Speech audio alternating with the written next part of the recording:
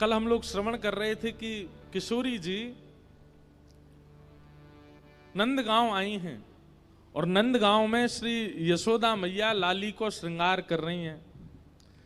श्रृंगार करके लाली को सुंदर सजाए करके और किशोरी जी के गोद में चावल बतासे और कुछ कुछ सामग्रियां, जिस प्रकार से गोद भराई होती है ऐसी सामग्रियां धर दी यशोदा मैया ने। और मैया प्रार्थना करने लगी, आकाश में सूर्य को देख करके दंडवत करने लगी और सूर्य नारायण से बोली कि हे सूर्य नारायण, मेरे लाला के काजी सुयोग कन्या तो जई है, ऐसी कृपा कर दियो कि यही ते हमारे लाला को ब्याह है जाए, सब संपन्न है जाए। अरे देवी देवताओं, मैंने तुम्हारी काजे अगर समय से सब नियम किए हों, सब पुण्य किए हों, सब व्रत किए हों, अनुष्ठान किए हों, तो आप सब देवी देवता मेरे सेवा से प्रसन्न है करके मेरे लाला के काजे किशोरी जी जैसी किशोरी ही वधू रूप में लेके आई हूं। ऐसी प्रार्थना श्री यशोदा मैया कर रही हैं। किशोरी जी ठाकुर जी से पूछ रही हैं, मैया कहा कर रही हैं? ठाकुर जी बोले कछु ना कर रही, रोज को नियम है मैया को।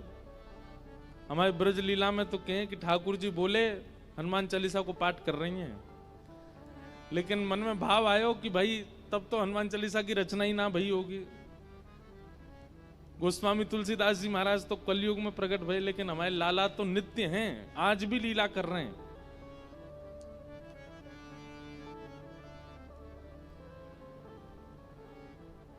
किशोरी जी बोली, मैया अब मुझको आज्ञा दो मैं जाऊं। और श्री किशोरी जी वापस बरसाने की ओर जा रही है। यहां बरसाने में कीर्ति मैया बड़ी व्याकुल, इतनो समय है गयो, संध्या है गई, अभी तक लाली आई नहीं। ललिता आ गई, विशाखा आ गई, सबरी सखी आ गई, सबन से पूछी अरे किशोरी कहाँ है? सब बोली गई तो हमारे संग गई, हमने ने कही कि ने जमुना जी पे विराजो, हम अभी आ रही हैं, पतो ना इतने में कहां चली गई, हम सब जगह ढूंढ आई, अभी तक हमें ना ही मिली। कीर्ति मैया तो बड़ी परेशान है गई, मेरी लाली कहां चली गई, मेरी किशोरी कहां चली गई। जैसे ही आप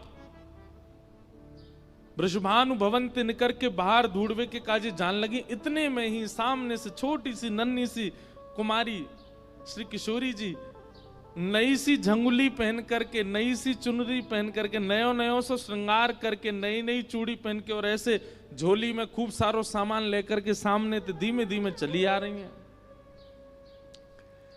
कीर्ति मैया बोली, अरे देखियो ललिता, ये किशोरी आ रही है का? हाँ मैया, लग तो किशोरी सी रही है। बोले पर ये वस्त्र तो मैंने धराए ना, या ये क्या कि वस्त्र कैसे बदल गए? दौड़ करके जाके देखो तो किशोरी जी, तुरंत मैया ने अपनी गोद में उठा लिया। अरे लाली, तू कहां चली गई? तू कहां को चली गई? और ये तेरे वस्त्र कैसे बदल गए? और इतनो सारो श्रृंगार ये कौन ने किए तेरो? ऐसी सुंदर पत्रावली, ऐसे सुंदर गले में हार, और ये तू कहां भर के लाई है अपने पास? खोल करके देखे तो वहां में जो जब बेटा को ब्याह पक्के करने के लिए बहू की गोद भरते हैं तो वो सारे सामान धरे थे। कीर्ति मैया बोली, कहां ते लेके आई है ये सब? कौन ने दियो तो को? किशोरी जी बोली, मैया मैं नंदगाम गई, कान कुंवर के घर गई, तो वहां कान कुंवर की मैया यशोदा जी ने ये सब श्रृंगार मुझ को प्रदान किया है। कीर्ति मैया सुनकर के मनी मन विचार करने लगी, ये तो बचपन से हमारी बात हती कि लाला सो लाली को ब्याह करेंगे, ये तो बचपन से हमारी इच्छा हती। लेकिन अब देखो, यहां कीर्ति मैया भी चाहती हैं कि किशोरी जी का ब्याह ठाकुर जी से हो, वहां यशोदा मैया, लेकिन कीर्ति मैया एक लीला प्रकट करती हैं और जैसी भावना कीर्ति मैया के हृदय में, वैसी भावना सब बरसाने वारेन के चित्त में है जाए। वाकई लिए किशोरी जी एक लीला करती हैं। कैसी लीला? कि कीर्ति मैया इस संबंध के लिए थोड़ा थोड़ा इनकार कर देती हैं। कीर्ति मैया के अरे बचपन में तो हमारो बड़ो मनो कि इनके लाला होएगो तो वहां से अपनी लाली को ब्याह करेंगे, पर अभी जैसे जैसे हमको सुनवे में आ रही है उनको छोरा तो कारो है, और कार्य के संग संग वो तो टेढ़ो मेढ़ो है, वाके पाम भी टेढ़े, वाकी कमर भी टेढ़ी, वाको मुख भी टेढ़ो। एक सखी बोली कारो ना है मैया, नीलो है, नीलो। नीलो समझे? जैसे अभी बाहर का आकाश हुआ है, ये ठाकुर जी का एक्चुअल रंग है, और घना हो जाए वो ठाकुर जी का असली रंग है। हमारे ठाकुर जी कोरे काले नहीं है, कोरे नीले नहीं है।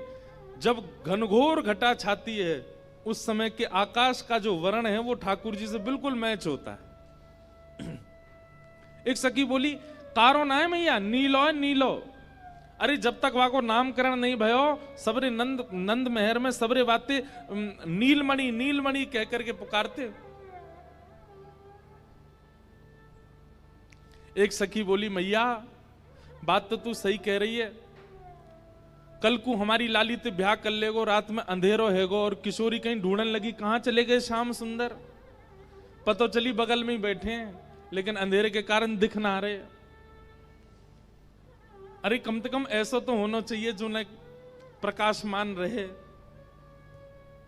किशोरी जी ये सब बात सुन रही हैं और नीची नजर करके बिल्कुल गहरी गहरी सांस ले रही हैं। उनको उनको उनको प्रिय नहीं लग रही ये सारी बातें।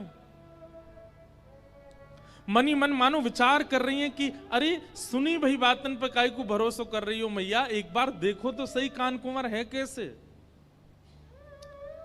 अच्छा इस समय किशोरी जी की और ठाकुर जी की आयु कितनी है पता है? 5-5 वर्ष के हैं दोनों। 1 वर्ष बड़े होंगे ठाकुर जी, 6 वर्ष के होंगे, बस इतने छोटे छोटे से हैं।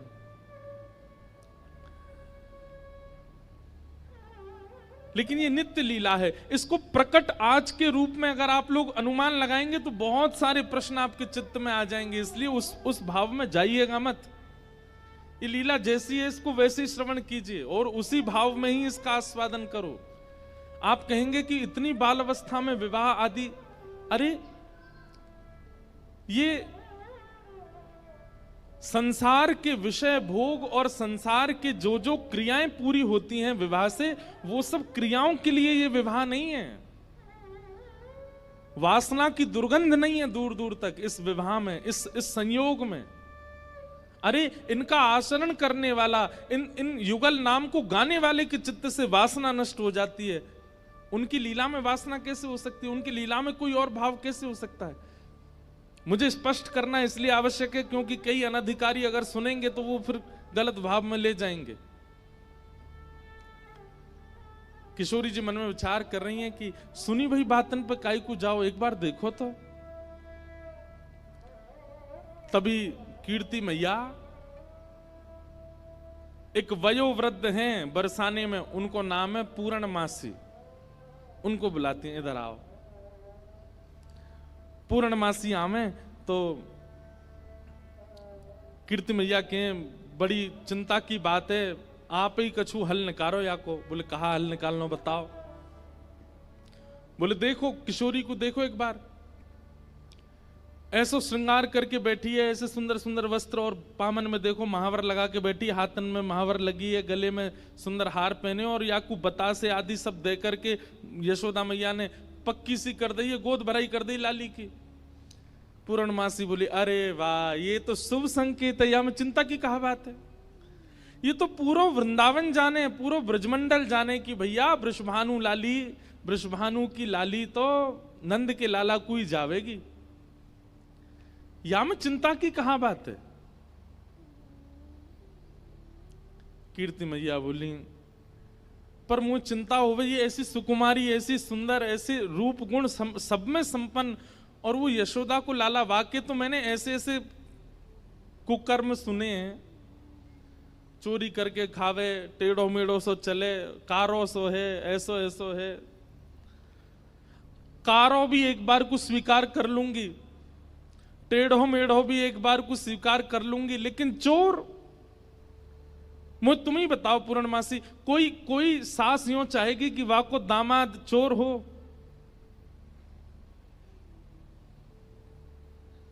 पूर्णमासी बोली कन्हैया चोर है?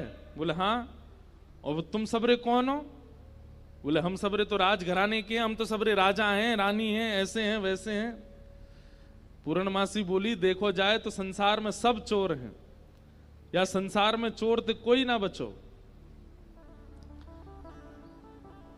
देखो तो सब चोर जगत में, देखो तो सब चोर जगत में। राज्य के चोर हैं राजा रानी, राज्य के चोर हैं राजा रानी। शहर चोर व्यापारी, शहर चोर व्यापारी। 5 चोर सबके उर्माही, 5 चोर सबके उर्माही। ये पद समझने का है। हमारे सूरदास जी वर्णन कर रहे हैं क्या?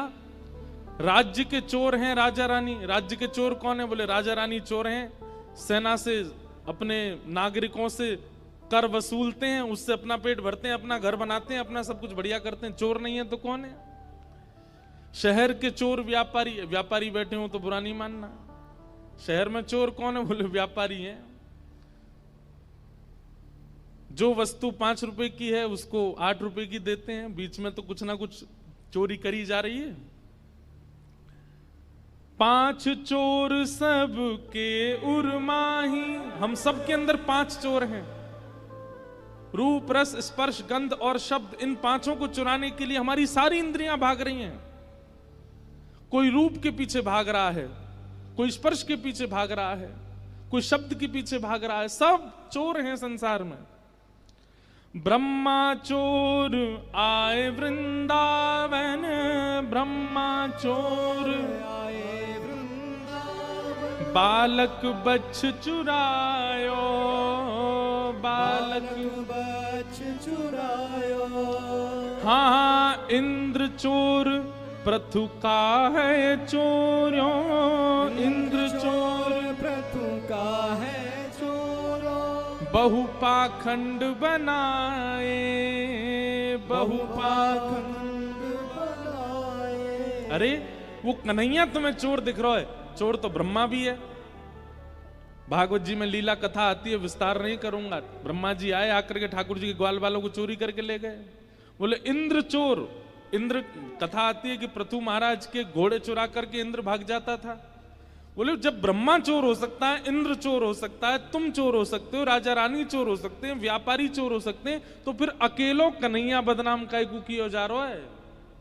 और शंकर चोर हरत सब अवगुण, शंकर चोर हरत सब अवगुण। शिव शिव जोई पुकारे, शिव शिव जोई पुकारे। शंकर जी के आगे जो शिव शिव कहता है, ये भी उसके अंदर के सारे अवगुणों का हरण कर लेते हैं, चोरी कर लेते हैं, वो भी चोर हैं। संत चोर, संत भी चोर हैं। बोले क्यों? हरि हृदय चुरायो, संत चोर हरि हृदय चुरायो। तुकाराम जी महाराज ने पंडरीनाथ भगवान का हृदय चुरा लिया। बिना तुकाराम जी की वाणी सुने विठल को सुख नहीं मिलता। जनाबाई, बिना जनाबाई के स्वर सुने ठाकुर जी को रहा नहीं जाता। रात में मंदिर बंद होने के बाद जाते हैं जनाबाई के पास सुनने के लिए, सुनाओ मुझे कुछ। संत चोर हरि हृदय चुरायो, संत चोर हरि हृदय चुरायो। जो त्रिभुवन विस्तारी, जो त्रिभुवन विस्तारी। देखो तो सब चोर जगत में, देखो तो सब चोर जगत में। और फिर अंत में पूर्णमासी क्या कह रही है? सब मिल चोरी करी श्याम की, सब मिल चोरी करी श्याम की। जो जासे बन आई, जो जासे बन आई। अरे हम लक्ष्मी भी कमाते हैं तो वो भी तो चोरी है, ठाकुर जी की पत्नी है वो। कौन बच रहा है? अगर हम वेद अध्ययन कर रहे हैं, शास्त्र अध्ययन कर रहे हैं, तो ये ठाकुर जी की बुद्धि है, ठाकुर जी का ज्ञान है, उसका भी तो हरण कर रहे हैं। आप कहेंगे हम तो उसको मेहनत करके पा रहे हैं। चोर भी बहुत मेहनत करता है, अर्धरात्रि में टॉर्च लेता है, धीमे धीमे कदमों से जाता है, घर के ताले तोड़ता है, भीतर घुस के तिजोरी से सामान, वो भी तो कह सकता है मैंने बहुत परिश्रम किया, आप मुझे क्यों मार रहे हो? सूरदास सठ कहाँ लगी वर्णो, सूरदास सठ कहाँ लग वर्णो। सूरदास जी कह रहे हैं भैया कहां तक वर्णन करूं मैं चोरियों का, लेकिन घूम फिर करके चोर नाम केवल एक को ही दिया गया, माखन चोर कन्हाई, माखन चोर कन्हाई। देखो तो सब चोर जगत में, देखो तो सब चोर जगत में। पूर्णमासी ने ऐसा पद सुनायो, कीर्ति मैया बोली अरे एक चोर शब्द कहा बोल दिए, तुम तो बिल्कुल ही जो है का रोवे को आतु रह गई हो। मतलब ऐसे कौन करे? अरे भाई मैं सास हूं, मैं बोल सकूं कि मेरो जमाई चोर न होए, आप तो पूरी सब चोर बता दिया आपने। अरे कीर्ति मैया तूने एक विचार कर, नंद बाबा यशोदा के यहां कोई माखन की कमी है, कोई दूध की कमी है, कोई दही की कमी है? ये सब लीला कीर्ति मैया इसलिए कर रही है क्योंकि बरसाने की सब सखियां खड़ी हैं, ये सुने, कल को ये लोग ना कुछ कहने लग जाएं। आज इनके सामने स्पष्ट कर दूं सब बात, इसलिए कीर्ति मैया ये लीला कर रही हैं। और पूर्णमासी की बात सुन करके सब सखियां ही बोलने लगी, अरे कीर्ति मैया पूर्णमासी सांची कह रही है, वाके घर में कोई कमी थोड़ी है, वो चुरावे जावे वाको सुख है, वो सबन को सुख देवे जावे, और ना कोई को चोरी जैसा अनुभव होवे। कीर्ति मैया बोली मैं फिर भी चाहूंगी कि पूर्णमासी तुम जाओ और कहा करो, बोले जैसे हमारी लाली उनने नंदगाम बुला लई, टीको कर दियो, काजल लगा दियो, वस्त्र पहना दिए, ऐसे कैसे करके वह लाला को बरसाने लेके आओ। सब लोग ध्यान से सुनियो, ठाकुर जी अब तक रूप बदल बदल के बरसाने आए हैं, लेकिन अपने वास्तविक रूप में अभी तक बरसाने आए नहीं हैं ठाकुर जी। और जैसी कीर्ति मैया ने कही कैसे भी लाला लेके आओ, और याद रखियो ना तो नंद को पता चले, ना यशोदा को पता चले, ना दाऊ दादा को पता चले, ना रोहिणी को पता चले, और वहां के जो छोटा सबरे सखा हैं उनको भी पता नहीं चलनी चाहिए। अकेले कन्हैया को बरसाने लेके आओ, हम सबरी सखी घेर के वाके एक एक रों को देखेंगी, तब लाली को ब्याह करेंगी। पूर्णमासी बोली ये तो बड़ो कर्रो काम है,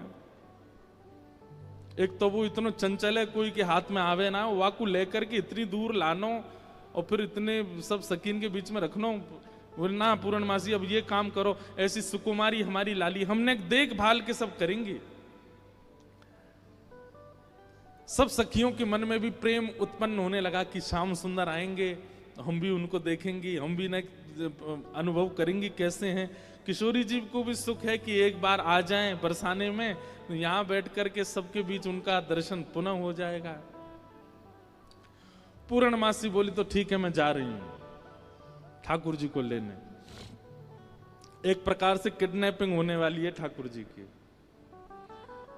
पूर्णमासी निकल पड़ी। ठाकुर जी यहां गैया चरा रहे थे अपनी, बाकी के सब सखा अपने अपने घर को जा चुके, एक मन सुखा ठाकुर जी के पास रह गया था।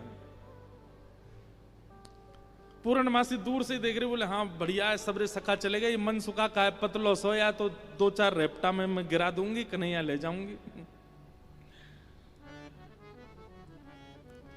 पूर्णमासी जो थी उसकी आयु होगी 80-90 के लगभग, कमर उसकी झुकी हुई थी और ऐसे थोड़े लचक लचक के चलती। जैसी चलती आ रही इतने में ही मनसुखा बोलो, लाला देखियो, ऐसा लग रहा हो कोई झूला झूल तो भयो आ रहा का। ठाकुर जी बोले, हमें लग तो ऐसा ही रहो कोई झूला ही चल तो भयो आ रहा है का। उसकी आकृति ऐसी मानो कोई झूला चल के आ रहा है। थोड़ी पास आई तो इतने में मनसुखा, अरे लाला जी तो वो है पूर्णमासी। ठाकुर जी बोले, जी कहा करे? बोले, ये क्वार इनको ब्याह कराती डोले, कोई क्वारो दिख जाए वही को ब्याह करा दे।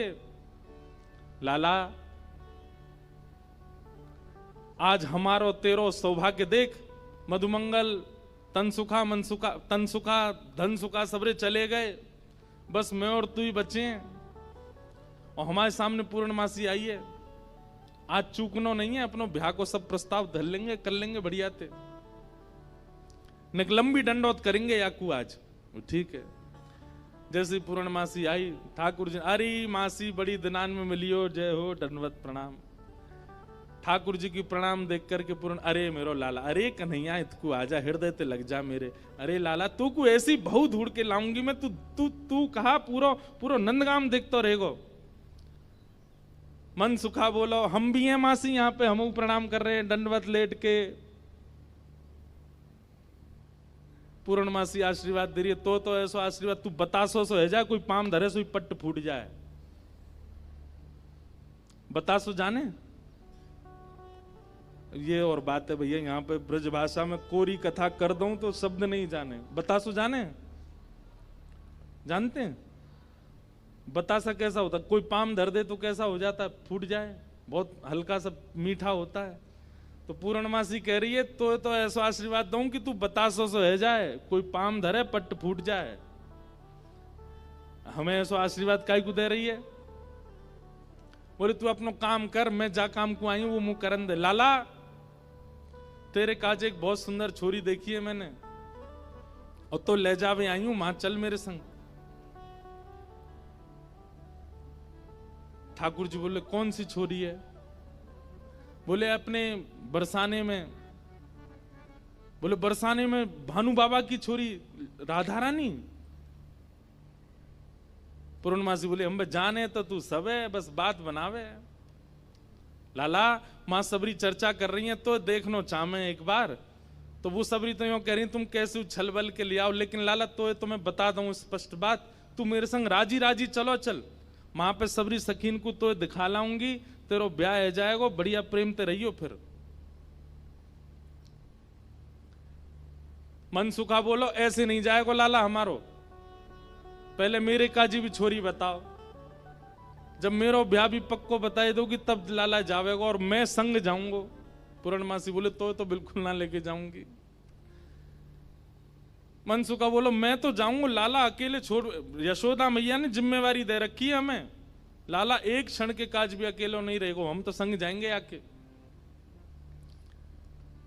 पूर्णमासी बोली, अब लाला देख देरी मत करे, रात है जाएगी, फिर सब तो ढूंढेंगे, तू जल्दी चल मेरे संग बरसाने, और मां सबरे तेरी प्रतीक्षा कर रहे हैं। ठाकुर जी बोले, नहीं एक बार यूं बताए तो मैं कैसा लग रहा हूं? पूर्णमासी बोली, लाला बहुत सुंदर लग रहा हो, बहुत चोखा लग रहा हो, बिल्कुल एकदम बढ़िया। अभी गैया चरा रहे हैं, गोबर लगाए जगह जगह पे, लेकिन फिर भी पूर्णमासी कह रही बहुत बढ़िया लग रहा हो लाला, ऐसी चलो चल। मनसुखा बोलो, हम बता दे हम कैसे लग रहे हैं? तू तो ऐसा लग रहा हो कोई बंदर नहा के आयो हो, बाकी सबरे बाल चिपक जाएं। मनसुखा बोला, तू मुझे ज्यादा ना बोल रही, यो ना पता कि लाला अगर मैं इशारों कर दूंगा तो जावेगो नहीं बरसाने की ओर। पूर्णमासी बोली, तू कर दे इशारों एक बार याकू। मनसुखा बोलो, लाला तू बरसानो नहीं जाएगो। पूर्णमासी बोली, लाला संध्या हरी जल्दी चल, सोई ठाकुर जी चल दिए। मनसुखा बोलो, लाला तेने बढ़िया हमारी यारी नभाई है, हम एक बार हमारी बात मान जा तो रुक जा तो ने।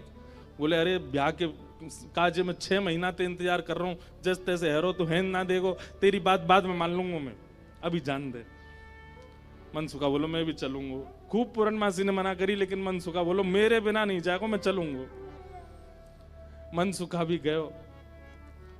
मनसुखा रास्ता में बोलो कैसो दिन आ गए हो भैया, बता दुल्हा पैदल पैदल जा रहा है, अरे कोई बैलगाड़ी तो मंगा ले, कोई घोड़ा तो मंगा ले, कोई ऊंट तो मंगा ले। पूरनमासी बोली तुम जैसे इनके ब्याह है रहे यही बहुत बड़ी बात है, पैदल ही चल दो। बोले देख मैं तो पैदल चलूंगा, लेकिन लाला पैदल इतना दूर बरसानो पैदल थोड़ी जाएगा। या के काजे अब तेरे काजे ऊंट कहां ते लाऊं मैं, तेरे काजे घोड़ी कहां ते लाऊं मैं। मनसुखा बोलो वैसे जरूरत तो ना है, तुम नेक और झुक जाओ तो तुम ही काफी हो, तुम पे ही बैठ जाओ। थोड़ी तो झुकी भाई हो, नेक और झुक जाओ। लेकिन पूर्ण ब्रज में सबको सुख मिलता है ठाकुर जी के साथ। पूर्णमासी नेक और झुक गई, ठाकुर जी अपने कंधा पे बैठा लिए और दोनों तरफ पैर लटका करके ठाकुर जी मुंह दिखाई करवे जा रहे हैं, अपना ही मुंह दिखावे जा रहे हैं ससुराल। आहा, एक बहुत सुंदर भाव आज लाल जी ने लिखवाया। जैसे ही ठाकुर जी बरसाने पहुंचे, आज तक छोटी गोपी बन के जा चुके हैं, जोगी बन के जा चुके हैं, खूब रूप बदल बदल के ठाकुर जी गए, लेकिन पहली बार अपने प्रत्यक्ष रूप में बरसाना जा रहे हैं ठाकुर जी। आहा, पूर्णमासी करी लाला पहली बार आयो बरसाने? ठाकुर जी कह रहे हैं हाँ पहली बार आया हूं। बोले हाँ प्रत्यक्ष रूप में तो पहली बार लाला आयो है, वैसे तो जन कितनी बार आ चुको। खुद ही कंधा पे बैठे बैठे रास्ता बता रहे, आगे ते बाएं मुड़ जाइयो, यहाँ ते दाएं मुड़ जाइयो, यहाँ ते सीधे चलियो, वही है। अच्छा पहली बार आयो तू? ठाकुर जी बोले ना आ चुका हूं, लेकिन स्वप्न में आयो, स्वप्न में देखो मैंने बरसानो। लेकिन जैसे ही ठाकुर जी पहुंचे बरसाने, हर घर में मानो जैसे आनंद की अपने आप लहर छाने लगी, चंदन की सुगंधी आने लगी, शीतल वायु सबके अंग को स्पर्श करके आह्लाद प्रकट करने लगी। जिस रूप माधुरी का दर्शन आज तक नंदगांव गोकुल की गोपियां करती थी, आज उस रूप माधुरी का दर्शन बरसाने की गोपियां कर रही हैं। अक्षणवताम फलमिदं न परम विदाम। श्रीमद् भागवत के वेणु गीत में गोपियां कहती हैं इन आंखों को प्राप्त करने का एक ही साफल्य है कि इन आंखों से मृत्यु से पहले श्री कृष्ण को देख लो।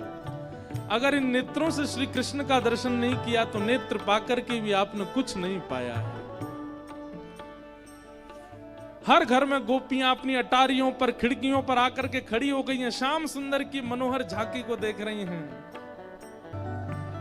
क्या रूप झांकी, क्या ठाकुर जी के सुंदर नेत्र, क्या ठाकुर जी की छवि। अच्छा एक तो होता है सुंदरता, पर सुंदरता में भी ठाकुर जी के नैन नक्श इतने सुंदर हैं कि कोई चाह करके भी उनको ना देखे हो नहीं सकता। कीर्ति मैया को इतने भागे, मन तो हुआ कि अभी गोद से उतारूं, अभी भामर पड़वा के ब्याह कर दूं लाली को। क्या तो जय है वो कारो कलूटो। मन में तो सोच रही है कैसे श्याम सुंदर, लेकिन बोल क्या रही, अच्छा जय है वो कारो ने क्या ठाड़ो करके दिखाइयो। मैंने सुनी है 3 जगह ते टेढ़ो है जे, ऐसे कोई जमाई का स्वागत करता है, लेकिन कीर्ति मैया ऐसे ही कर रही हैं कि स्वागत ही ऐसा कि अच्छा तो जई है वो कारे कारे कारे काले कलूटे। ठाकुर जी की रूप माधुरी पर ही आक्षेप करने लगे, सब बैठा दिए। अब बैठा करके सब सखियां घेर करके बैठी हैं, बीच में श्याम सुंदर बैठे हैं। बैठ जाओ लाली, लेंगे बाद में। हाँ सब लोग इधर देखो, ध्यान से सुनो।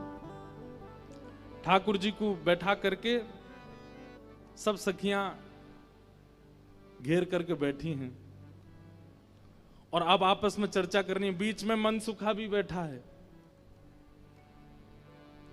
सखियां आकर के बोली मैया जमाई तो आयो संग में, मुंह दिखाई करवावे आयो संग में, पर ये अपने गांव ते बंदरन ने काई को लिया है संग में।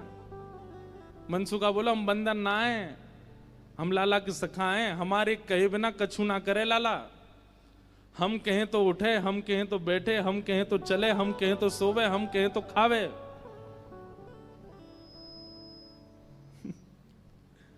धीरे से देख रहे हैं ठाकुर जी, अब की मान जाइयो अगर कछु कहें तो, पिछली बार तो चल दियो।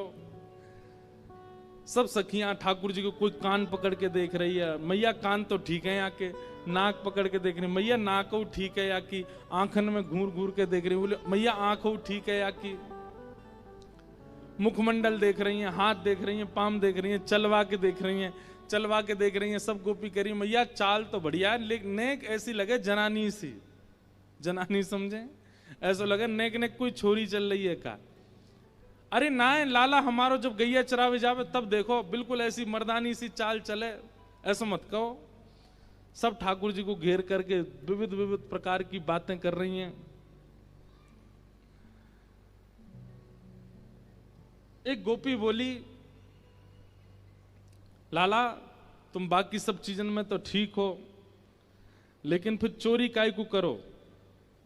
ठाकुर जी बोले हम चोरी ना करें, ये सबरे ब्रजवासी मक्खन निकालें, दूध घी दही सब इकट्ठो करें और कंस को जाकर के दया में, तो कंस के यहां जावे से रोकें, वहां हमारे चोरी करें।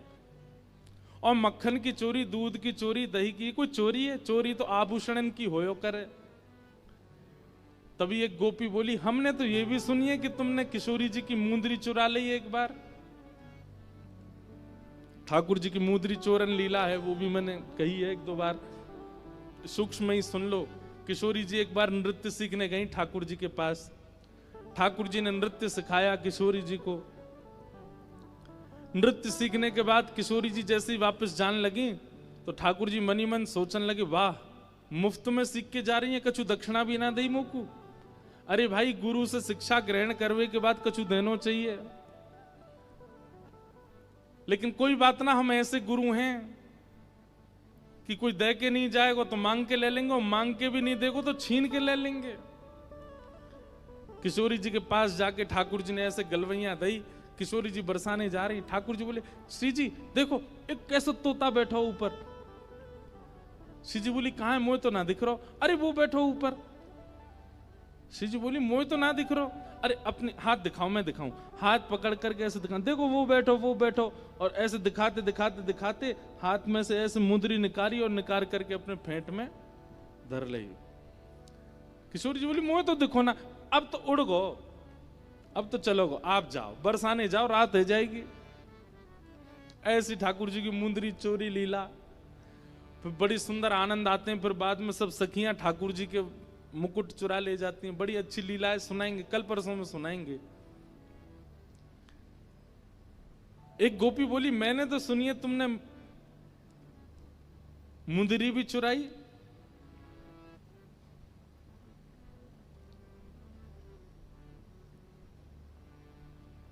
ठाकुर जी बोले, हमारे ब्रज में कहमे, चोर चोर खायो दधी माखन मलाई दूध, दोष ना हमारो फल पायो तुम जाप को।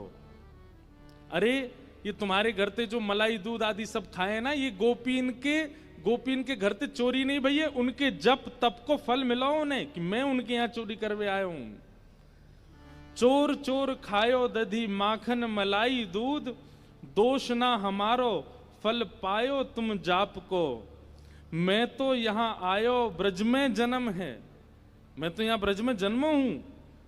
भक्तन को सुख दऊं मेटू संताप को, मुंदरी जो चुराई तेरी खसम की कमाई ना। मुंदरी जो हमने चुराई वो तेरे पति की नहीं, तो तू मत बोले हम ते कि कौन की चुराई कौन की नहीं चुराई। हम श्याम श्यामा एक, झगड़ो नहीं आपको। हम दोनों एक हैं, तुम कहा जानोगी यह बात?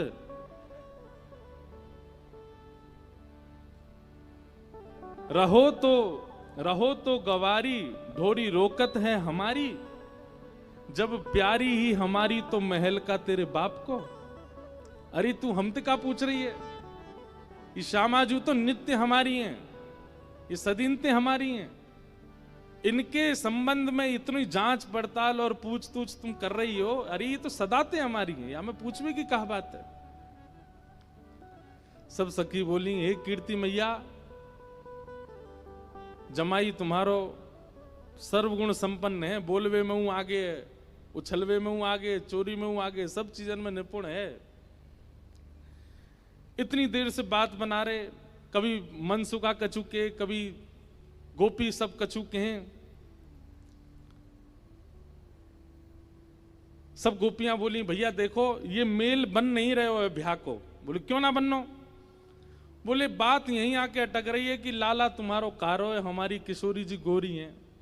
अब ये सबरी ज्यादा ही कारो कारो करन लगी तो मनसुखा ने पकड़े ठाकुर जी के हाथ, बोले चल लाला, ऐसी जगह हमें ब्याह ना करनो जहां पे हमारी ने को लाज नहीं है, ने को हमारी इज्जत नहीं है। ठाकुर जी जैसे ही जान लगे मनसुखा के संग, इतने में ही सब गोपी दौड़ के गई और भीतर से किशोरी जी को लेकर के आई। आहा, अब यहां मनसुखा ठाकुर जी को खींच रहा, ठाकुर जी स्तब्ध खड़े, क्यों? सामने से किशोरी जी आ रही हैं। सब गोपियों में और मनसुखा में आपस में चर्चा होने लगी। राधा प्यारी कमल कली से, अरे भैया मनसुखा तू अपने लाला यहाँ ते ले जा। बोले काय को? बोले हमारी किशोरी जी तो कमल जैसी हैं, उनके सामने जे भौरा कितनो बुरा लगेगो, बगल में बैठो कैसो लगेगो, या हमारे तुम तो यहाँ ते ले जाओ। फीकी पड़ेगी यहाँ मुस्कन हरी की, ये कितने मुस्कुरा के सुंदर लग रहे हो, पर किशोरी जी के आती इनकी सबरी मुस्कुराहट फीकी पड़ेगी। कहीं और ही बात चलाओ, चलो जाओ जाओ, कन्हैया तेरो कारो है। अच्छा, ये भाव भी हमारे ब्रजमंडल में गाते हैं, पर ब्रजमंडल में केवल इतना ही है, राधा हमारी गोरी गोरी, नवल किशोरी, कन्हैया तेरो कारो है। ये कारो नहीं है मतवारो, जगत उजियारो, श्री राधा जी को प्यारो है। इतना भाव ही गाते हैं ब्रज में। अब ये 3 पंक्ति लाल जी ने इसमें निर्माण करवाई है। सब सखियां कह रही हैं, बोले ले जाओ अपने लाला कहीं और ही ब्याह कर लो। तो फिर अगली पंक्ति में मनसुखा कह रहे हैं क्या? श्याम होत ही कमल मुरझावे, जैसी संध्या है जाए सो कमल मुरझा जाए, अपनी पंखुड़ी ने समेट ले, ऐसे ही लाल संग लाली की दशा है। लाली आपकी कितनी सुंदर हो, कितनी खिली कमल सी हो, लेकिन लाला के आते ही इनके समस्त तेज को, समस्त योग को, समस्त बल को हमारो लाला ले लेगो, ऐसा है नहीं। पर मनसुखा कह रहा है, मनसुखा कह रहा हूं, हमारो लाला जैसी लाली के बगल में बैठेगो, सबरो तेज तुम्हारी लाली को अपने अंदर ले लेगो। श्याम होते ही कमल मुस्कावे, ऐसे ही लाल संग लाली की दशा है।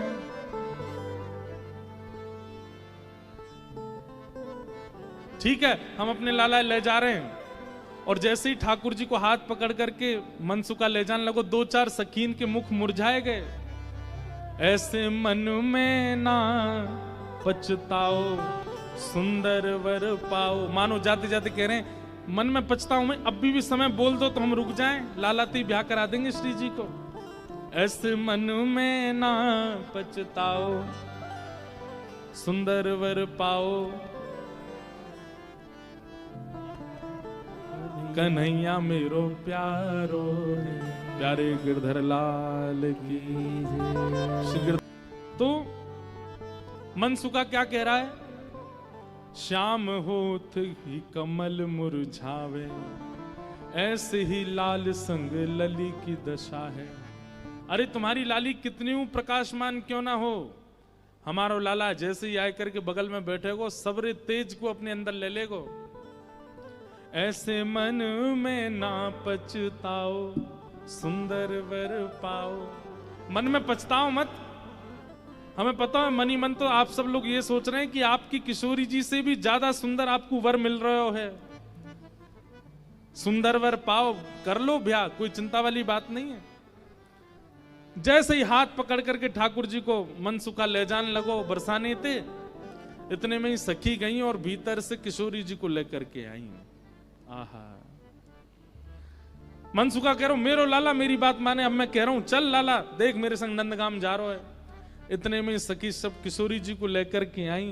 आहा सन्मुख आई जब श्यामा प्यारी, सन्मुख आई जब श्यामा प्यारी, सन्मुख आई जब कुंवर किशोरी, सन्मुख आई जब कुंवर आहा किशोरी, देख लाल के न्योछावर तोरी, देख लाल के न्योछावर तोरी।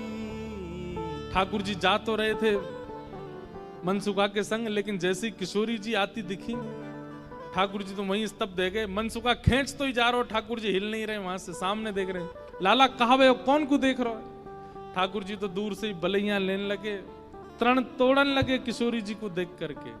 आहा सन्मुख आई जब कुंवर किशोरी, सन्मुख आई जब कुंवर किशोरी, देख लाल किए न्योछावर तोरी, देख लाल किए न्योछावर तोरी। गिरधर मन में मुस्काए, श्यामा के मन भाए, जोरी ये अति प्यारी है। गिरधर मन में मुस्काए, श्यामा के मन भाए, जोरी ये प्यारी है। हाँ गिरधर मन में मुस्काए, श्यामा के मन भाए, जोड़ी ये अति प्यारी है।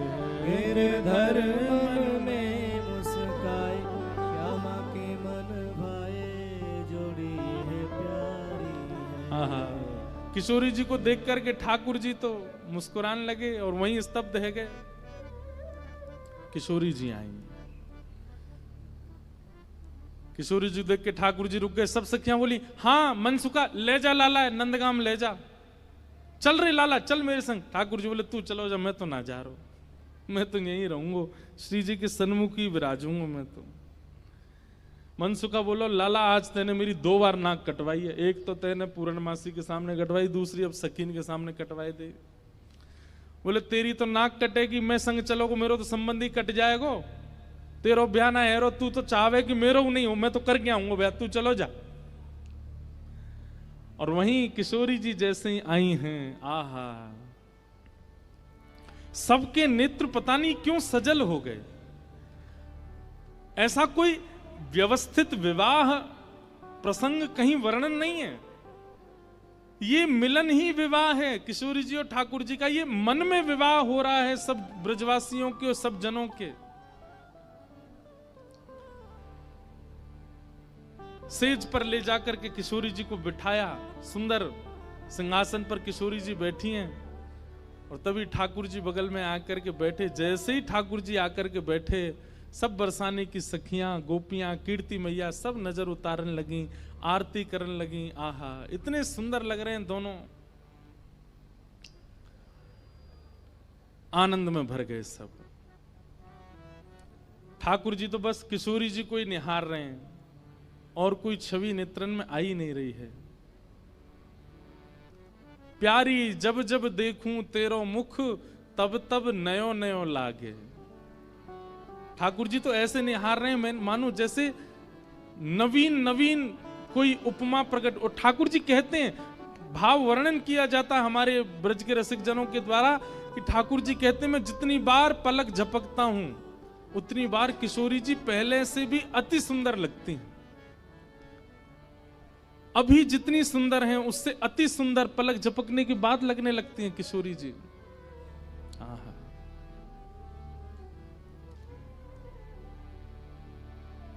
किशोरी जी के सामने जैसी बैठे, कीर्ति मैया से पूर्णमासी बोली मैया देख लो कैसी छवि लग रही है, कैसा अद्भुत लग रहा है स्वरूप।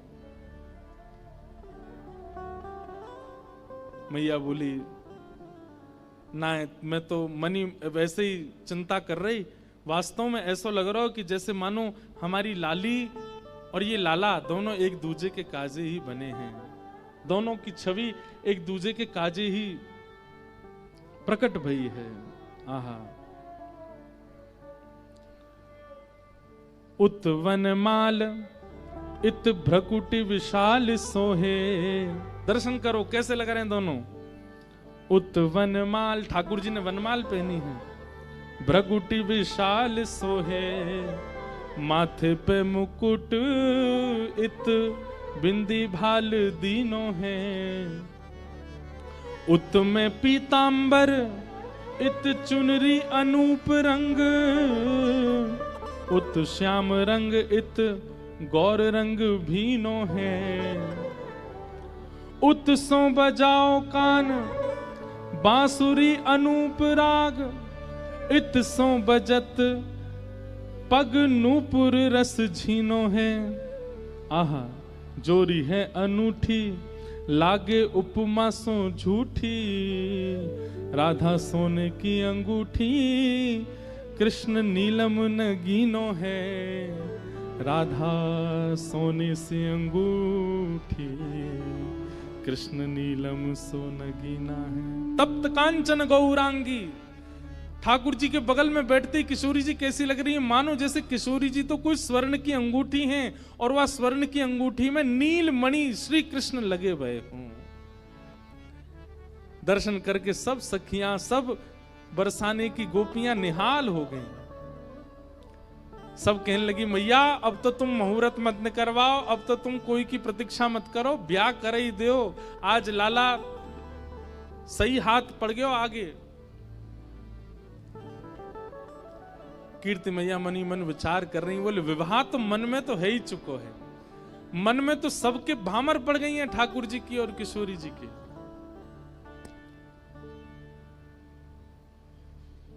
आहा कैसी सुंदर छवि लग रही है। लेकिन अभी भी कुतूहल बंद नहीं हो रहे हैं सब लोगों के। ठाकुर जी से सब लोग बोलने लगे, बोले देखो रूप में सुंदर है वे ते काम नहीं बनेगो। हमारी श्री जी के समान गुण हैं कि नहीं तुम्हारे अंदर। मधुमंगल मनसुखा बोलो, बोले देख लो जो कहोगे हमारो लाला करके दिखाई देगो, सब करवे में निपुण है हमारो लाला। मनसुखा कहने लगा लाला वंशी बजाए के दिखा दे इन लोगन को। ठाकुर जी ने जैसे ही वेणुनाद अपने अधर पर धारण करी, वंशी अपनी कोमल उंगलियों से उसके चित्रों को आच्छादित करते हुए जैसे ही प्राण पिरोए वंशी में, आधे से ज्यादा जितनी सखियां वहां खड़ी थी सबको मूर्छा जैसी आने लग गई। जिन जिन पर किशोरी जी की दृष्टि पड़ रही थी केवल वो बची, बाकी सब तो जैसे मूर्छित होने लगी। और इतना ही नहीं हुआ, आकाश मार्ग में गंधर्व प्रकट हो गए, सरस्वती प्रकट हो गई, आदि कवि ब्रह्मा प्रकट हो गए, इंद्र प्रकट हो गए। और बरसाने में सब प्रकट होकर के ठाकुर जी की मधुर वंशी को सुनकर के झूमने लगे। सरस्वती जी तो कलम हाथ में लेकर के स्वर लिखने लगी, ठाकुर जी क्या बजा रहे हैं, ये कोई नवीन राग प्रस्तुत किया जा रहा है, आज कोई नवीन भाव प्रकट किया जा रहा है। गंधर्व जन आनंदित हो गए ठाकुर जी की उस वेणु को सुनकर के। मनसुखा बोलो देखो हमारे लाला की वंशी की धुन देखो, आकाश में देवी देवता प्रकट है गए, बादल गरज रहे हैं, वर्षा हो रही है।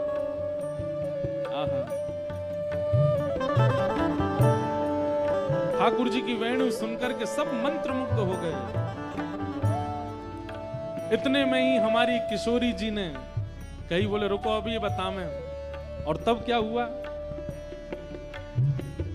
हाँ प्यारी तब गायो वीणा, प्यारी तब गायो वीणा, प्यारी तब गायो वीणा, प्यारी तब गायो वीणा। देखो सब लोग नेक नेक मार्ग छोड़ दो, बीच में दोनों प्रिया प्रियतम वेणुनाद करते हुए और वीणानाद करते हुए अपने मंडप में पधार रहे हैं। मन में एक बात आ रही थी कि जब रथ आया था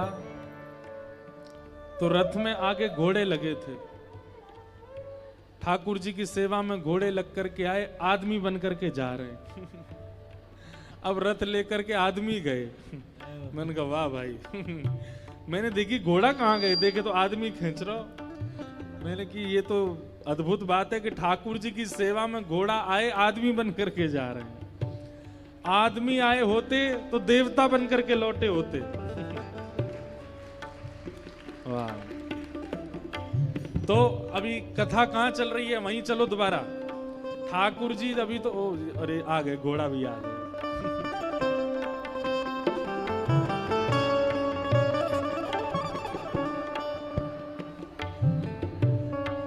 वाह भाई।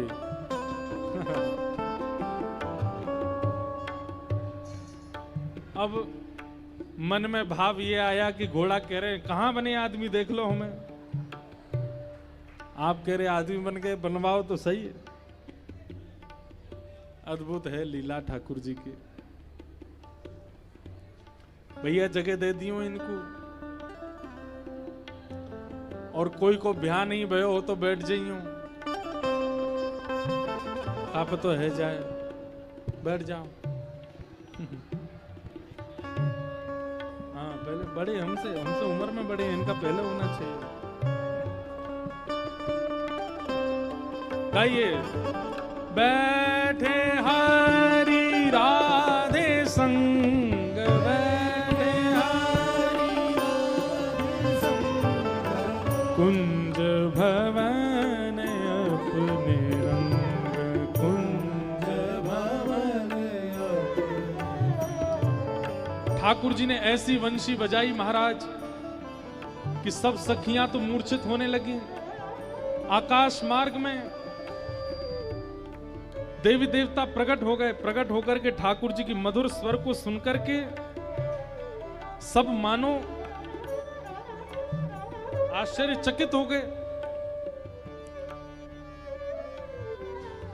मन सुखा बोलो, गोपिन तो देखी हमारे लाला की वंशी देखी, आधी तो तुम में तो मूर्छित है गई, और आकाश में देखो देवी देवता प्रकट हो गए लाला की वंशी सुनवे के काजे। ऐसो ऐसो संगीत को गुण हमारे लाला में है। अरे याते बढ़िया छोरा कौन सा मिलेगा, गुण संपन्न है, यही तो ब्याह करो। इतने में ही हे प्यारी तब गायो बीन, प्यारी तब गायो बीन, प्यारी तब गायो बीन। बीड़ा उठाई है किशोरी जी ने। सकल कला गुण प्रवीण, सकल कला गुण प्रवीण, अति नवीन रूप सहित, अति नवीन रूप सहित, तान वह सुनाई, तान वह सुनाई। बैठे हरि राधे संग, बैठे हरि राधे संग। ठाकुर जी की वंशी सुनकर के तो मूर्छा आने लगी। आकाश में देवी देवता प्रकट हो गए। लेकिन तभी प्यारी तब गयो बीन, अपने हाथ में जैसे वीणा उठाई है किशोरी जी ने, और अपने कोमल उंगलियों को आच्छादित करते हुए जैसे एक झंकार मारी है। किशोरी जी की वीणा की झंकार से, ठाकुर जी के वेणुनाथ से तो आकाश में देवी देवता प्रकट भये, पर किशोरी जी की एक झंकार से तो महाराज आकाश का भेदन हो गया। सब देवी देवता पृथ्वी पर गिर पड़े। सूर्य चंद्र एक साथ प्रकट हो गए हैं। पता नहीं चल रहा है कि भोर का राग है कि रात्रि का राग है। सब आनंद में झूमने लगे। आकाश में 6 ऋतुएं नाचने लगी। किशोरी जी की वेणुनाद को सुनकर के सब नतमस्तक हो गए, न्योछावर हो गए किशोरी जी पर। तब वल्लभ गिरिधारन लाल, वल्लभ गिरिधारन लाल, रीझ दई अंक माल, रीझ दई अंक माल। अब बहुत ध्यान से सुनना, ठाकुर जी ने क्या किया? इतनी देर से पहले रूप की परीक्षा चल रही थी, अब गुण की परीक्षा चलने लगी। ठाकुर जी बोले ये तो परीक्षा ही लेते रहेंगे, हमारा ब्याह तो कराएंगे नहीं। सब लोग प्रसन्न होकर के किसी कलाकार को कुछ देते हैं। किशोरी जी ने जब वीणा बजाई तो किसी ने जाकर के पुष्प दिया, किसी ने चुनरी दी, किसी ने कुछ दिया। बगल में बैठे ठाकुर जी बोले कीर्ति मैया मैं भी कछु दे सकूं लाली को। कीर्ति मैया बोली हाँ हमारी लाली इतनी निपुण है, इतनी योग्य है, ऐसी वीणा बजाइए, देना ही चाहिए तुम्हें। उनकी परीक्षा, कभी हमारे नाम की परीक्षा, ये परीक्षा ही करते रहेंगे, हमारा ब्याह तो कराएंगे नहीं। सोई ठाकुर जैसे ही किशोरी जी ने वीणा बनाई, प्रसन्न है करके सब उपहार देने लगे। ठाकुर जी ने अपने गले की माला उतार के चुप किशोरी जी के गले में डाली और वहां से तुरंत भाज गए नंदगाम। बोलो नंद के लाला की जय। अब किशोरी जी मान करके बैठ गई। एक दिन निकुंज में मिले, ठाकुर जी बोले श्री जी मान काय को कर रही हो? बोले अधूरो ब्याह करके गए हो, पूरो ब्याह ही ना कियो, बस माला खुद पहनाए की और भाज गए वहां ते, अधूरो ब्याह कियो है। ठाकुर जी बोले कैसे करता हूं, वहां पर सबरे घेर के बैठे मुए। आहा, अब यहां गर्ग संहिता और ब्रह्म वैवर्त पुराण के अनुसार ठाकुर जी के विवाह का सूक्ष्म वर्णन है। किशोरी जी ने तुरंत ठाकुर जी को हाथ पकड़ो और जैसे ही ठाकुर जी को हाथ पकड़ो अचानक से ऋतुएं बदलने लगी, सुंदर ऋतु प्रकट हो गई। संध्या का समय हो गया, यही समय जो अभी हो रहा है, इसको गोधूली समय कहते हैं। गोधूली बेला हुई, यमुना के तट पर श्यामा श्याम दोनों प्रकट हो गए। असंख्य नाव यमुना जी में प्रकट हो गई। उन नावों में दो प्रकार की सखियां, अब अभी तक जो लीला चल रही थी वो कुंज में चल रही थी, अब निकुंज में है। कुंज, निकुंज, निभृत निकुंज, ये तीन हैं, ध्यान से सुनिएगा। कुंज में सखा भी हैं, सखियां भी हैं, ब्रजवासी भी हैं, किशोरी जी भी हैं और ठाकुर जी भी हैं। लेकिन निकुंज में केवल सखियां हैं, किशोरी जी हैं और ठाकुर जी हैं, और कोई नहीं है, कोई ब्रजवासी नहीं, कोई सखा नहीं। लेकिन निवृत्त निकुंज में केवल श्यामा श्याम और ये जिसको चाहें वो हैं, और कोई नहीं है। तो अब तक निकुंज की लीला सुन, अब निवृत्त निकुंज में प्रवेश हो गया। और निवृत्त निकुंज में सामान्य ही कथा है, लेकिन एक बड़ी अच्छी बात है ठाकुर जी के विवाह की। यमुना में असंख्य नाव और उन नावों में असंख्य सखियां प्रकट हो गईं। और कैसी सखियां? कुछ तो हैं गौर सखियां, गोरी सखियां, और कुछ हैं श्याम सखियां। श्यामा सखियां और गौर सखियां प्रकट हुई। गौर सखियां तो सब किशोरी जी के पक्ष में चली गईं और श्यामा सखियां सब ठाकुर जी के पक्ष में आ गईं। इतने में ही दिव्य सुंदर मंडप प्रकट हो गया। समस्त देवी देवता ये किसी ना किसी रूप में वहां पर प्रकट हो गए, सब सखियां बनकर के आए हैं। विवाह के लिए दो चौकी प्रस्तुत की गई, सुंदर श्रृंगार किया गया, अद्भुत पोशाक धारण कराई दोनों युगल सरकार को। ठाकुर जी जैसे ही मंडप में विराजे हैं, किशोरी जी सन में विराजी हैं। इतने में ही ब्रह्मा जी प्रकट हो गए और ब्रह्मा जी प्रकट होकर के बोले ये तो मेरी वर्षों से प्रतीक्षा थी कि मैं ठाकुर जी के पाणिक ग्रहण संस्कार में मैं आऊं और मेरे द्वारा ही ठाकुर जी का पाणिक ग्रहण संस्कार हो। ललिता विशाखा आदि बोले देखो ब्रह्मा जी, ये निकुंज है, निकुंज में सखियों की आज्ञा के बिना प्रवेश नहीं होता, आप कैसे आ गए यहां पे?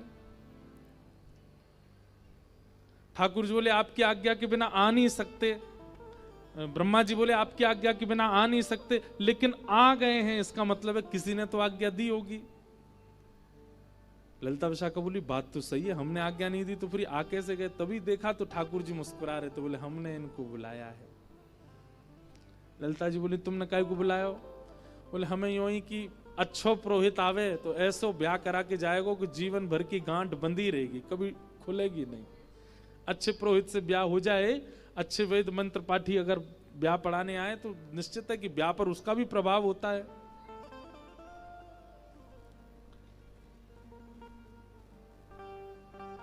ललिता विशाखा बोली ठीक है ब्याह तो आप पढ़ा देना, लेकिन यहां पर सांसारिक नियमों का पालन नहीं होगा। यहां पे हम जो चाहेंगे उस रीति से ब्याह होगा ठाकुर जी का। आप तो केवल अपने मंत्र पढ़ो, अपनी विधि करो, यहां से प्रस्थान करो। फिर ब्रह्मा जी बोले 2-3-4 छोटी छोटी चीजें तो होंगी, वो तो करवानी पड़ेंगी। बोले आप करो। ठाकुर जी सुंदर सेहरा पहन करके आए हैं। आहा, इतने सुंदर लग रहे हैं। एक तो सुंदर, ऊपर से सेहरा पहन करके इतने ज्यादा प्यारे लग रहे हैं कि देख करके सबके मन को लुभा रहे हैं। किशोरी जी अति सुकुमारी, अति प्यारी लग रही हैं। यमुना के तट पर दिव्य मंडप में दोनों प्रिया प्रियतम विराजमान हैं। ब्रह्मा जी ब्याह पढ़ाने लगे। ब्याह पढ़ाते ही कहा, भैया कन्यादान होगा। कन्यादान के लिए वधु पक्ष के माता पिता का आना जरूरी है। ललिता विशाखा कमर पे हाथ धर के ठाड़ी है कि हमने पहले ही कही आपकी रीति से नहीं, हमारी रीति से ब्याह होगा। तो भाई कन्यादान तो होता ही है। कन्या पति के साथ उसके घर ही रहेगी अब, और ये सबसे बड़ा दान है। इसमें तो माता पिता का होना आवश्यक है, अगर वे उपस्थित हैं तो। ललिता विशाखा बोली ये निकुंज है, ये संसार नहीं है, और यहां पे कन्यादान नहीं होगा, यहां पे कुंवर दान होएगो। कहा होएगो? कुंवर दान, दुल्हा को दान होएगो। ब्रह्मा जी सिर पकड़ ली, बोली ये कैसा ब्याह है? बोली ऐसा ही ब्याह है। यहां पे कन्या नहीं जाएगी लाला के संग, लाला जाएगा कन्या के संग। और श्री ललिता जी ने किशोरी जी के हाथ में ठाकुर जी को हाथ धर के कुंवर दान कियो कि लाला आज से आपके, ये सदा आपके हैं, आपके रहेंगे। भैया ये सब कथाएं सुन करके कहीं यो मत कह दियो कि वहां भी तो हुआ था, हम भी करवा लेते हैं कुंवर दान। कोई कन्या अगर कहने लग जाए अपने होने वाले पति से, बोले हम कन्यादान नहीं कुंवर दान करा, ये सब मत करने। वेद विरुद्ध क्रियाएं नहीं करनी है। ये निकुंज की लीला है। इससे आप अपने सामान्य संबंधों को नाप तोल मत करना। वहां जैसा होता वही करने देना। ये तो निकुंज है, यहाँ तो ऐसे ही भाव चलते हैं। और श्री ललिता विशाखा जी ने कुंवर दान कियो, ठाकुर जी को दान कर दियो किशोरी जी को। ब्रह्मा जी के नेत्र सजल हो गए। बोले दुनिया के ब्याह देखे, लेकिन पहली बार ऐसो ब्याह देखो भैया। लाला अब आप सदा से इनके हो। एक प्रकार से अगर मैं कह दूं तो कोई अतिशयुक्ति नहीं। जिस प्रकार एक विवाहिता नारी विवाह के पश्चात अपना जीवन समर्पित कर देती है अपने पति के लिए, निकुंज में ठाकुर जी समर्पित हो गए किशोरी जी के लिए। सब क्रिया, सब भाव, सब नियम ठाकुर जी प्रारंभ करते हैं। और हाथ में हाथ लेकर के एक गांठ बांधी और ठाकुर जी का विवाह संपन्न हो रहा। सब सखियों के नेत्र सजल हो रहे हैं प्रेमाश्रु से। सजल होते होते कई तो मूर्छा में चली जा रही हैं इस सुंदर विवाह का दृश्य देख करके। प्रिया प्रियतम दोनों भामर ले रहे हैं। सब गोपियां कह रही हैं कि आप तो केवल एक बधाई दे दो कि आप सदा वृंदावन में विहार करना, सदा वृंदावन में रहना, और सदा वृंदावन में रहते हुए हमको अपनी सेवा का अवसर प्रदान करते रहना। ऐसे दोनों युगल सरकार की इस जोड़ी को देख करके नेह हमारे नेत्र आज धन्य हो गए हैं। आप दोनों को इस रूप स्वरूप में देख करके बार बार बलियां लेकर के सब गोपियां किशोरी जी और ठाकुर जी को आशीष प्रदान कर रही हैं। रानी तेरो अविचल रहे सुहाग, लाडो जू थारो अविचल रहो जू सुहाग। लाडली तेरो अविचल रहे सुहाग, लाडली तेरो अविचल रहो जी सुहाग। अविचल रहे जो सुहाग, अविचल रहो जी सुहाग। अविचल रहे जो सुहाग, अविचल रहो जी सुहाग।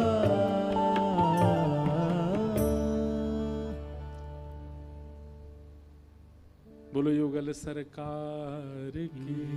जय। विवाह संपन्न हुआ, ब्रह्मा जी ने आकर के विवाह पढ़ाया, भांडीर वन में ठाकुर जी का विवाह संपन्न हुआ। श्री ब्रह्मा जी ने ठाकुर जी को प्रणाम किया और प्रणाम करके ऐसी मूर्छा सी में आने लगे। ठाकुर जी ने ब्रह्मा जी को आशीष प्रदान किया और कहा, सदा इन ब्रजवासियों की सेवा में मग्न रहना, यही तुम्हारी सेवा है। एक प्रकार से यह भाव भी प्रस्तुत होता है कि ब्रह्मा जी से भागवत जी में ठाकुर जी नाराज हो गए थे, तो ब्रह्मा जी की नाराजगी दूर नहीं हो रही थी ठाकुर जी की।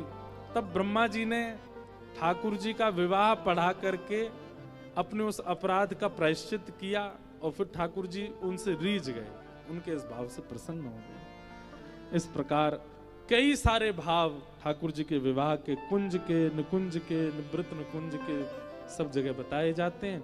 आज दत्त धाम में पूर्णिमा के पावन अवसर पर, श्री राधा रमन लाल जी की प्राकट्य तिथि पर, बुद्ध पूर्णिमा के पावन अवसर पर ये मधुर श्री राधा कृष्ण विवाह महोत्सव यहाँ संपन्न हुआ। आप सब लोगों को खूब खूब बधाई हो। बधाई हो।